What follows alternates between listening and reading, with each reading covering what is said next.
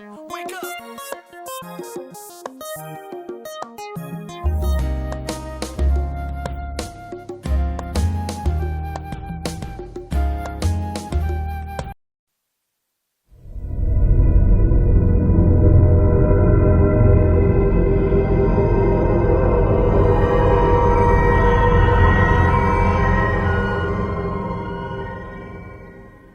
What's going on, everybody? Welcome back to Married to Film. I'm Ralph and this is Shamanda. Hey.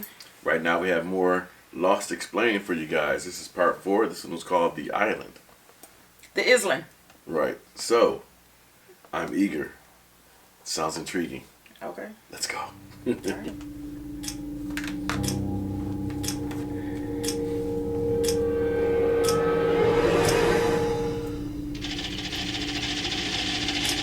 Let's explore the nature of the island itself and the powers it has. Many viewers often conflate Jacob and the island as one and the same. However, they are two distinct entities. For all of his powers, Jacob is still a man. The island is alive, as in, the island has a life and will of its own. The source of light beneath the island's landmass, which Mother called the heart of the island, is sentient. The easiest way to explain the light is that it is where all life and time flows out from. It is the eternal battery that powers existence, and it powers the sentience of human beings. This light has many properties which can be harnessed and manipulated. The island acts as a cork, holding this limitless energy in place. If the island were to be destroyed, the energy would destabilize and be destroyed also. This would lead to the end of existence as we know it. The reason why Jacob explains the cork analogy to Richard Alpert in the way that he does is for simplification purposes. The man in black, aka the smoke monster, is powered by the source. He is forever tethered to it. The only way he can escape the island is to kill its protectors and turn it off. However, this would effectively destroy the world. Jacob cannot explain all of this to a man like Richard, who has a very archaic way of understanding the world. Richard is a believer, a man of faith, not a man of science. So, Jacob explains the situation in a way that a man of faith might comprehend. I.e., the island is all that stands between life and death. The cork is keeping chaos and evil at bay. Time heals all wounds. When channeled through water, it exerts healing properties because it can reverse your injuries to a prior state in time before you had those injuries. Underground chambers channeled the light through water streams into the temple, while other natural river streams flowed all over the island, creating a circulatory system. Damon and Carlton confirm this much in an audio commentary for Across the Sea, and imply that the island is indeed alive. The light can also heal ailments and illnesses, once again regressing your body to a prior state. The same goes for Locke's legs. But it heals selectively, as we learned with Ben's cancer. Now, Ben didn't get sick because the island didn't like him.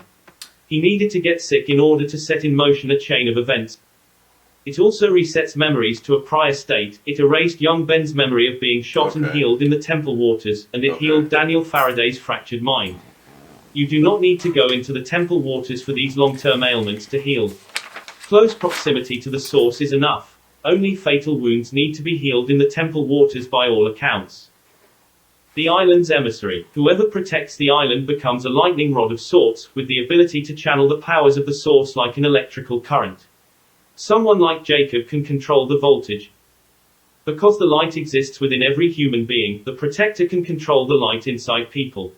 Such as stopping someone from aging, for instance, like Richard Alpert, or activating the light within a candidate through touch, so they become drawn to the source like metal to a magnet. It is heavily implied that the protector of the island can sense and intuit the future and know what needs to be done on instinct. Dreams and premonition. There is a common misconception within the Lost fanbase that the smoke monster, aka the man in black, was responsible for the dreams on the island. However, this is incorrect. Every dream was given by the island to put the characters on the paths they needed to be on in order to fulfill certain outcomes. The best example of this is John Locke's dream in Deus Ex Machina. He has the dream about the Beechcraft plane crashing on the island and took Boone to find it. During their walk, the island takes away his ability to walk to make sure Boone climbs up the cliff face and not an eager Locke. Without that dream and Boone's death, the world would have ended that very night.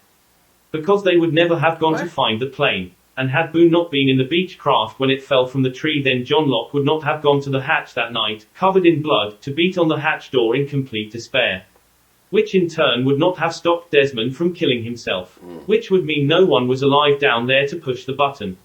Which means the electromagnetism would have built up to a point of critical mass and caused a cataclysm that would have ended the world. The island needed certain events to be fulfilled and guides accordingly. Every dream that a character has in the show usually leads them to perform an action that the island needs accomplished in order to put them on the path towards certain key causal events. Another example, Mr. Echo's dreams about Yemi and the hatch and the question mark. The island needed Echo to step in to push the button as Locke was losing his faith and ready to stop pushing the button. If Echo had not been on standby to take over when he did, the button would not have been pushed. The man in black had nothing to do with the events in the hatch. He wasn't aware that his loophole and plot to kill Jacob was playing an integral part in the island's master plan to save the world and destroy him. He thought he was only manipulating people in service of his own ends. The various powers of the island are always in service of maintaining the fabric of time and balance in the world. It is the prime mover of events within the show. Thank you for watching. Future videos will be forthcoming on other mysteries in the show. Until then, stay lost. Alright. What'd you think of that one? Oh, it was good.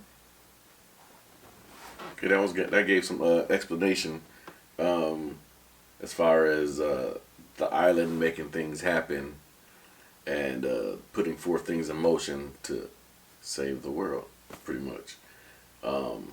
Like, I never thought that the island gave people dreams or anything like that while we were watching it. That never crossed my mind. But yeah, so the island made sure certain events happened, like he showed doggone, what's his name, building the I guess he was building the that little cabin where Jacob was supposed to be. Oh, the Dharma guy. The Dharma guy, yeah, I can't remember his name right now. Okay. But yeah, but that, you know, The one that was cutting the tree, Yeah, cutting the wood? yeah. Oh, I didn't know he was building something. Yeah. He built the cabin with the wood? That's what I I took it as, yeah. Oh, I don't know. Yeah. That could, I mean, I don't know. Mhm. I don't recall. I just recall him. I just remember him flashing in front of John in two different positions, cutting the wood. Mhm. Like the first time he was really close to him, and the next time he hadn't even started cutting the wood yet. Like the wood was already cut in front of him. Then he blinked or something happened, and then he was like, the tree was still there. Like the tree wasn't there, cause he had already cut it up. But then he blinked, and then the tree was there all over again. Mm. You remember that part? Yeah, vaguely. But So I didn't know he was building a cabin from there. Well, the conversation that he was having with Locke, I don't think it had anything to do with building a cabin. yeah, I can't even remember the conversation. I wrote down something because it threw me off a little bit, and then when I wrote it down, I was really focused on that, so I really don't know what just happened because I wasn't paying attention. What'd you write down? I wrote down the scene that they showed where Jack, was operating on Ben when they said that the water causes healing effects, but the healing, Ben getting cancer had nothing to do with anything because he was just evil. He was just a bad person, and that happened. That had nothing to do with what I wrote down. What I wrote down was the daggone patch that Lord, I was gonna say Patrick. The patch that what's his name? Jack had on while he was operating on Ben. It had, if I'm not mistaken, it had a symbol that used to be on my keychain that stands for fertility. Oh, the aunt? No. Oh. It's another one. Oh. It's like a Music Man. Yeah. And if this was, everybody said it was sort of like Egyptian, all this kind of stuff, all the writings on the wall and all that. That's part of the Egypt. But I don't recall seeing that ever, because that would have spiked my interest a little bit because of what it's supposed to symbolize. It's supposed to symbolize fertility. It's two different symbols on there. I'm sorry. I was paying attention to the water part. I was paying attention to the time and effect of what happens when Boom was supposed to go up there. They didn't.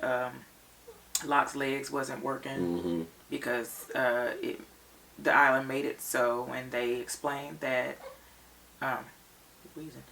They explained that Jacob and the island was two different entities. Mm-hmm. It wasn't the same. The island was alive, and Jacob was human, but it was two different things. So every time they said the island wanted to do this, the island wanted to do that, they were specifically saying the island for a reason. The island wanted this, not Jacob. Jacob was acting to make sure that he was the active part of making sure that everything happened how they were supposed to happen. Yep, that's it. And they reaffirmed it as far as him being able to touch people and give them things. You know, like he touched Richard and gave him long life.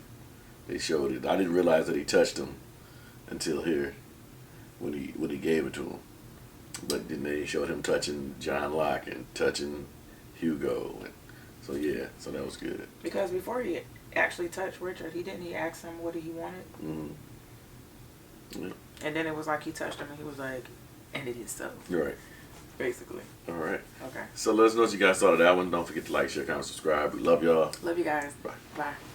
Hey, wake up!